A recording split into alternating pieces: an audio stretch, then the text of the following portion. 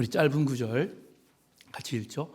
그의 마음에는 하나님의 법이 있으니 그의 걸음은 실족함이 없으리로다. 다시 한번 읽겠습니다.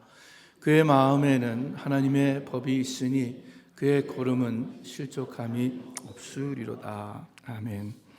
그 시편 37편은 의인과 악인에 대해서 이렇게 비교하면서 가르쳐 주시는 말씀인데, 여기서 그는 의인을 말합니다. 그래서 의인의 마음에는 하나님의 법이 있으니 그의 걸음은, 그 의인의 걸음은 실족함이, 비틀거리거나 넘어지지 않고 곧장 그 인생의 여정을 갈 수 있다 하는 말씀입니다.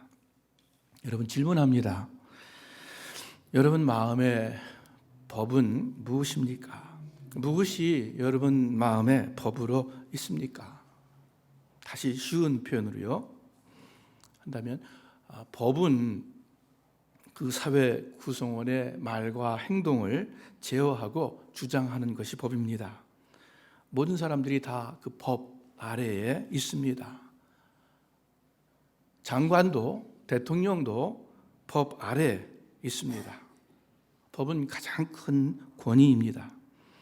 그러므로 제가 여러분께 무엇이 여러분 마음의 법입니까? 하는 질문은, 다시 말하면은 무엇이 여러분 마음을, 그래서 여러분의 삶을 주관하고 주장하고 있습니까? 하는 질문입니다. 무엇이 여러분 마음의 법입니까? 여러분의 이성과 지식입니까? 여러분의 생각과 느낌입니까? 또는 경험, 직관입니까? 무엇이 여러분 마음의 법이 되어서 여러분 주위의 사물과 상황을 판단하고 따라서 행동하고 계십니까? 한번 생각해 보세요.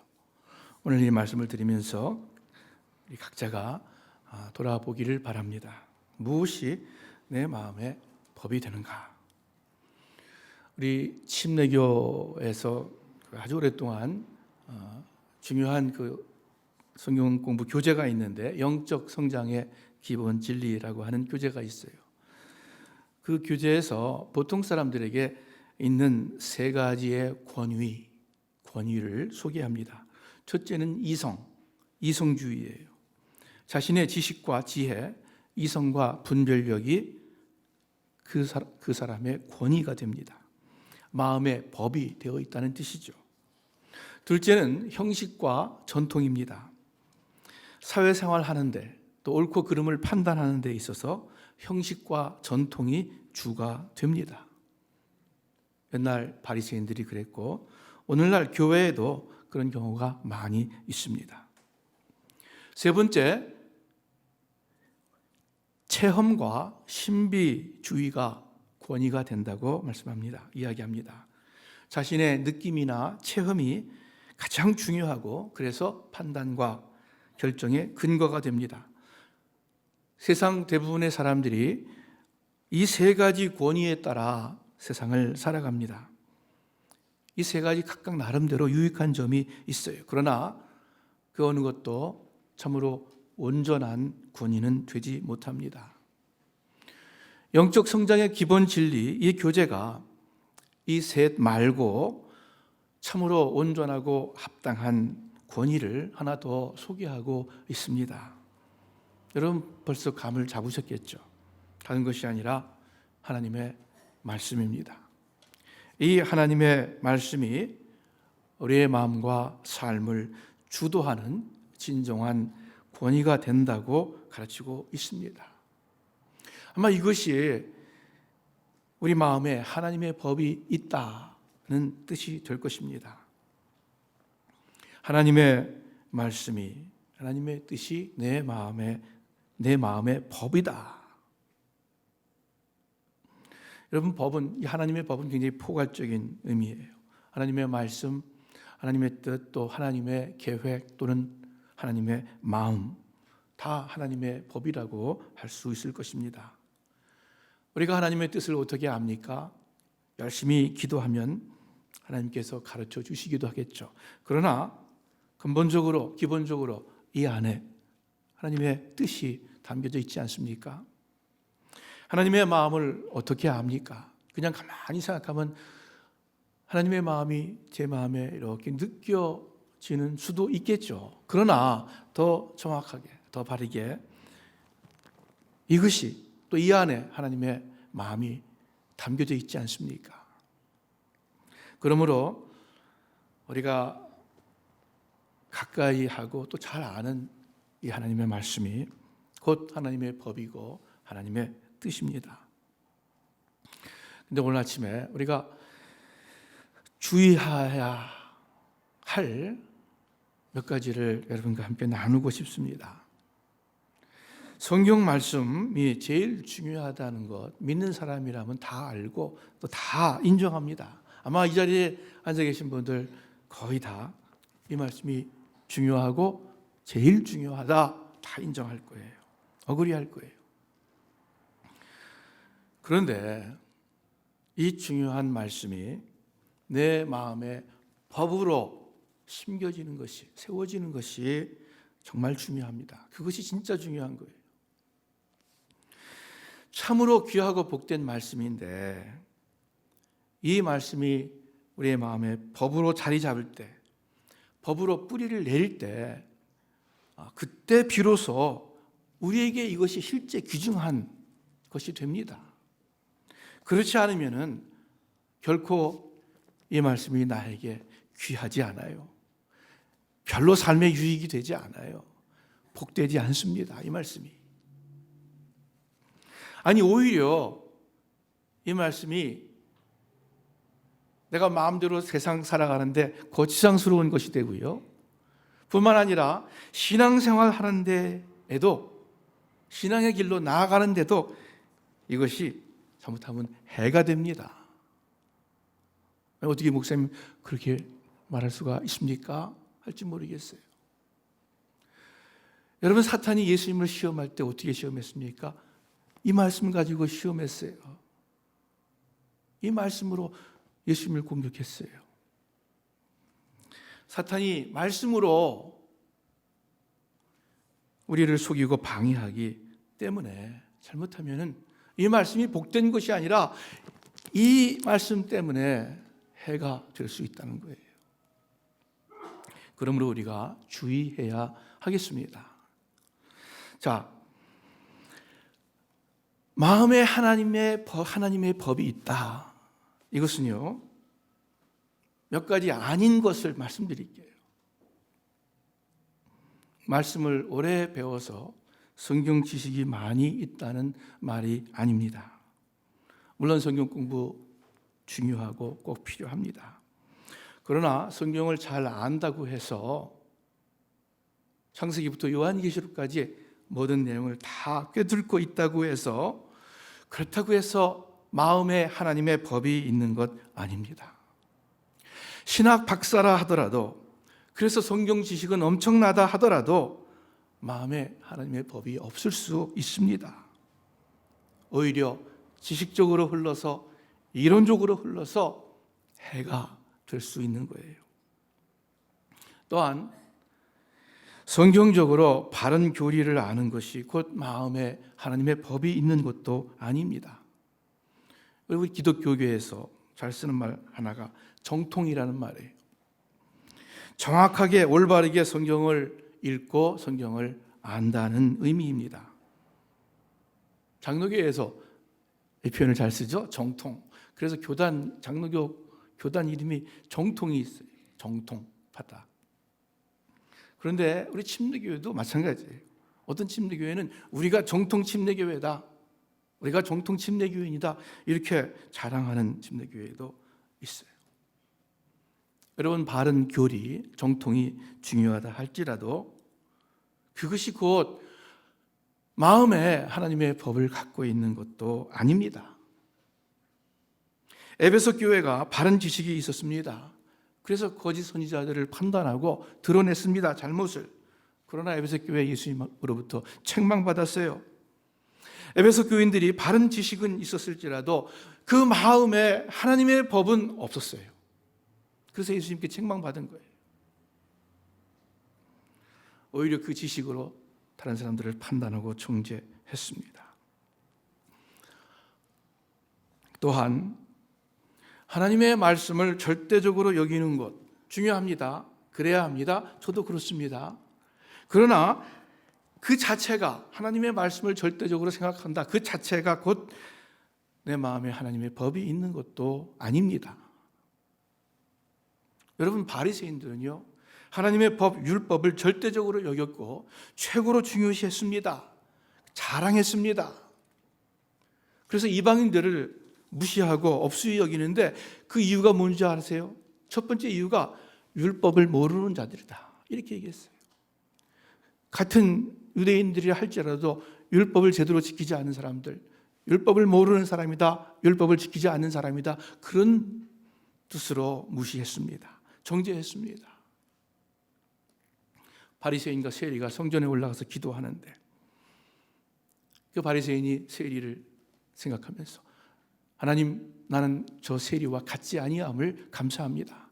나는 저 세리랑 달리 일에 2번씩 금식하고 11조를 하고 이렇게 합니다. 율법대로 삽니다. 그런데 나중에 기도를 마치고 돌아갈 때 그 바리새인과 세리 둘 중에 누가 하나님께 인정을 받았습니까? 세리죠. 말씀을 강조했지만 말씀의 핵심을 놓쳤습니다. 여러분, 바리새인들이 성경을 안 읽었겠어요? 많이 읽었죠. 바리새인들이 성경을 몰랐겠어요? 외울 정도로 잘 알았겠죠. 그러나 그 말씀의 참 의미를 알지 못했고 또 그 말씀의 정말 의미를 알려고도 하지 않았고 그저 그 율법의 자구와 형식과 외식에 치우쳤습니다. 예수님께서는 그런 바리새인을 가리켜서 하나님의 법, 하나님의 말씀을 좇은 것이 아니라 사람의 유전, 전통을 따른다고 책망하셨습니다. 율법주의였습니다. 그러나 그 마음에 정말 하나님의 법은 없었어요. 그래서 하나님의 법이 참 귀중한데 이 말씀이, 이 법이 내 마음의 법으로 세워져야 됩니다. 율법을 줄줄 외우면서 그 율법으로 남을 정죄하는 유대교인들을 향해서 주님께서 저희가 입술로는 나를 존경하나 마음은 내게서 멀도다 한탄하셨어요. 하나님의 말씀이 그들 마음의 법으로 자리 잡고 있지 않았기 때문입니다. 잠언 4장에 다 같이 한번 읽겠습니다. 시작. 모든 지킬 만한 것 중에 더욱 내 마음을 지키라. 생명의 근원이 이에서 남이니라. 그 무엇보다도 너는 내 마음을 지켜라. 그 마음이 바로 생명의 근원이기 때문이다. 세상에서도 모든 만사가 내 마음에 달려있다 이야기합니다. 생명의 근원이기 때문에 이 마음이 그 마음을 지키라고 합니다. 그런데 여러분, 우리가 마음을 어떻게 지키겠습니까? 이 마음을 하나님의 법으로 세우는 것입니다. 온전하지 못한 내 생각과 판단, 내 느낌과 경험이 아니라 또 전통도 아니라 온전하고 정확무한 하나님의 말씀으로 내 마음의 법을 삼는 것입니다. 그러한 여러분과 제가 더욱 되기를 주님의 이름으로 축원합니다. 하나님의 말씀을 내 마음의 법으로 삼는다. 좀 더 구체적으로 어떤 의미입니까? 여러분, 법이 뭐예요? 법은 한마디로 지키기 위해서 만든 것입니다. 법을 공부도 하고 연구도 하고 해석도 하지만 법을 제정하는 궁극적인 목적은 그 사회의 규범을 만드는 것이에요. 즉 사회의 안녕과 행복을 위해서 사회 구성원들로 하여금 그 법을 지키게 하기 위해서 법을 만드는 거예요. 법이 있는 거예요. 하나님의 법도 마찬가지입니다. 하나님의 법이 우리의 마음에 있어야 할 궁극적인 이유는 우리가 그 하나님의 법, 하나님의 말씀을 지키게 하는 것입니다. 하나님의 말씀 공부도 하고 연구도 하고 해석도 합니다. 그러나 궁극적인 목적은 이 하나님의 말씀을 높이 여기고 그 앞에 순종한다는 것입니다. 우리가 세상의 법을 다 알고 법의 유익함을 동의하고 그래서 법을 준수하는 것 아니죠. 단지 그것이 법이기 때문에 우리가 지켜야 하는 것입니다. 여러분 60마일 조근인데 제가 70마일로 갔어요. 그러다 경찰한테 잡혀서 티켓을 띄게 됐어요. 경찰한테 지금 이 시간 차도 없고 길도 넓고 70마일로 가도 아무 문제 없습니다. 사고 안 납니다. 여러분 그렇게 우길 수 있습니까? 안 되죠. 법은 내가 동의를 하든 안 하든 제정된 법은 심지어 나에게 불합리하게 여겨진다 할지라도 그 법은 따라가야 되는 거예요. 심지어 악법도 법이라고 하지 않았습니까? 하나님의 법도 마찬가지입니다. 하나님의 말씀을 때로는 우리가 이해할 수 없을 경우도 있습니다. 또는 나에게 손해가 될 수도 있습니다. 그래도 지키는 것이, 그래도 순종하는 것이 내 마음에 하나님의 법이 있는 거예요. 하나님의 말씀은 훌륭한 교훈이 아닙니다. 반드시 따라야 할, 준수해야 할 법입니다. 여러분 사거리 길에 있는 그 빨간 스탑 사인은 교훈이 아니에요. 여기서 스탑하면 너한테 유익하다, 그런 교훈 정도가 아닙니다. 그 스탑하라는 명령이에요. 스탑 안 하면 어떻게 해요? 벌 받는다는 뜻이에요.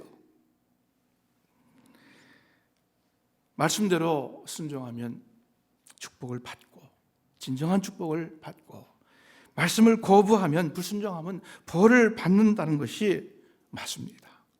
그것이 구약뿐만 아니라 신약 전체에 흐르는 기본 원리 아닙니까?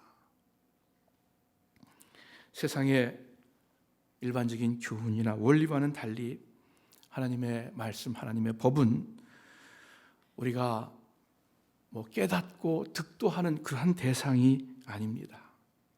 하나님의 말씀은 기본적으로 우리가 순종하는 것입니다.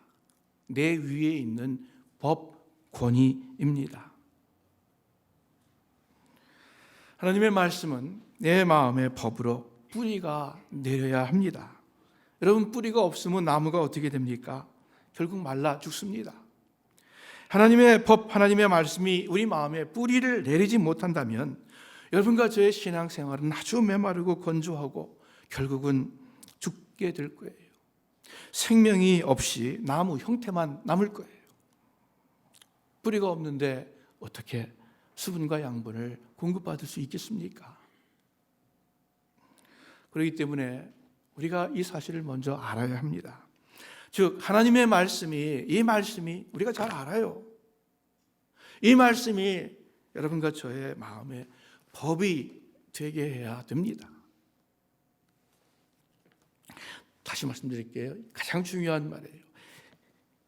하나님의 말씀이 내 마음에 법이 되어야 합니다. 어떤 분 하나님의 법이 뭡니까? 하나님의 말씀이 무엇입니까? 하나님의 뜻이 무엇입니까? 질문을 하실지 모르겠어요. 여러분 그거 중요하지 않아요. 잘 새겨 들으시길 바라요. 하나님의 말씀의 내용이 무엇인지 몰라도 오케이. 현재 나를 향한 하나님의 뜻이 무엇인지 몰라도 괜찮아요. 그보다 더 중요한 것 먼저 내가 이 말씀이 내 마음에 하나님 법으로 삼겠습니다. 그 자세가 더 중요한 거예요. 하나님의 뜻을 잘 파악하지 못해서 실수할 수도 있어요. 때로는 실패할 수도 있을지 몰라요. 그것보다 더 중요한 것은 이 하나님의 말씀에 순종하여 살려는 하나님의 마음의 법으로 삼으려고 하는 그 자세입니다. 그 소원과 그 결심이 더 중요한 거예요.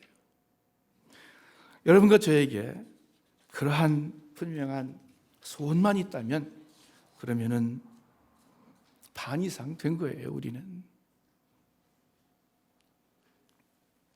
시편 119편 제가 읽어드릴게요. 여호와여, 주의 율례의 도를 내게 가르치소서. 내가 끝까지 지키리이다.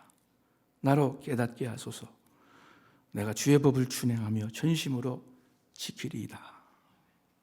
여러분, 이런 사람이 그 마음에 하나님의 법이 있는 사람입니다. 여러분, 이 사람은 지금 주의 율례의 도가 뭔지 잘 몰라요. 그러니까 가르쳐 주소서 말씀하지 않습니까? 주의 법이 뭔지 정확히 몰라요, 아직. 그러니까 나로 깨닫게 하소서 이렇게 기도하는 거예요. 그러면 내가 전심으로 지키겠습니다. 내가 하나님의 법을 알기만 하면 내가 그것을 지키겠습니다 하는 하나님의 뜻대로 살고자 하는 마음이고, 이것이 마음의 법으로 있는 것입니다. 요한복음 7장 17절, 누구든지 하나님의 뜻을 따르려는 사람은 이 가르침이 하나님에게서 난 것인지 내가 내 마음대로 말하는 것인지 알 것이다. 예수님께서 말씀을 가르치는데 바리새인들이 와서 도전을 합니다. 당신의 말이 정말 하나님의 말인지 말씀인지 아니면 네가 마음대로 하는 말인지 어떻게 아느냐 하니까 예수님께서 답을 하시는데 어떤 다른 답이 아니에요. 누구든지 하나님의 뜻을 따르려는 사람은, 진심으로 하나님의 뜻대로 살고자 하는 사람은, 그러면 이 가르침이 하나님으로부터 온 것인지 아니면 사사로운 인간의 가르침인지 알게 될 것이다. 여러분과 제가 하나님의 뜻대로 살려고 하는 마음만 분명히 있으면은, 그러면 하나님께서 하나님의 뜻을 우리에게 가르쳐 주십니다.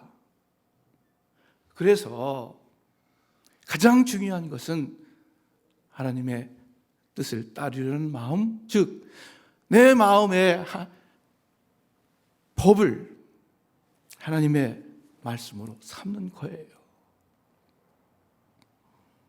그런데 이것이 여러분 간단하지 않습니다. 사탄은 많이 속입니다. 내가 하나님의 법을 잘 아는 줄로 알아요. 하나님의 말씀대로 사는 것처럼 또 착각도 하게 해요. 그리고 교회 오래 다녔으니까 하나님의 말씀의 사람인 줄로 착각하게 돼요. 그렇지 않습니다. 이 말씀이 내 마음의 법으로 뿌리를 내리기 전까지는 우리는 하나님의 말씀하고 별 유익한 관계에 있지 않습니다.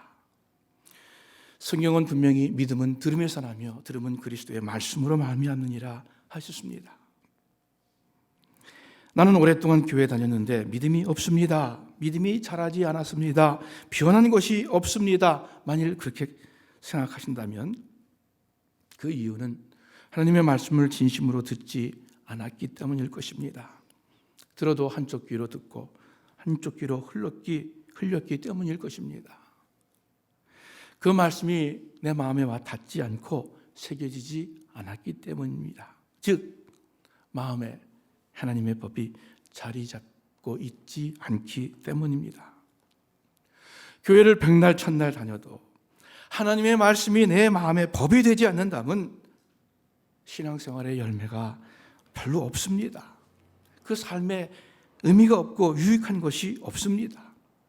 아무리 성경을 잘 알고 기도를 잘하고 모든 교회 생활에 익숙하고 봉사도 하고 그런다 할지라도 하나님의 말씀이 하나님의 말씀으로 내 생각과 내 마음과 삶에 새겨지지 않는다면, 내 마음의 법으로 세워지지 않는다면 헛된 것입니다. 예수님께서 야단친 바리새인들처럼 사람의 계명으로 교훈을 삼으니 나를 헛되이 경배하는도다, 헛되이 믿는 것입니다. 여러분과 저 우리가 살아오면서 하나님의 말씀 많이 들었습니다. 공부도 했습니다. 저도 그렇고 이 가운데 신학교 다니면서 전적으로 공부하신 분들도 있습니다. 대부분이 적게는 수년, 많게는 수십 년 하나님의 말씀을 들었고 성경도 배웠습니다. 여러 성경 말씀을 압니다. 주님의 계명이 무엇인지, 무엇이 제일 중요한지 다들 압니다. 자, 그런데 질문합니다.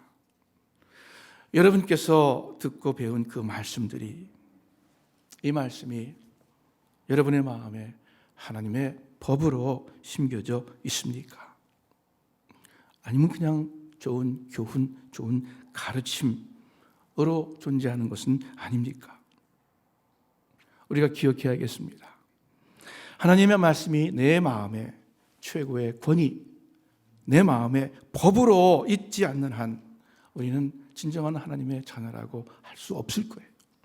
아무리 성경을 잘 알고 심지어 가르친다 할지라도 이 말씀이 내 마음의 법이 되지 않는 한 우리는 하나님의 자녀가 아닙니다. 왜냐하면 예레미야 31장 33절에 보니까 제가 읽을게요. 그러나 그 날 후에 내가 이스라엘 집과 맺을 언약은 이러하니 곧 내가 나의 법을 그들의 속에 두며, 마음속이겠죠.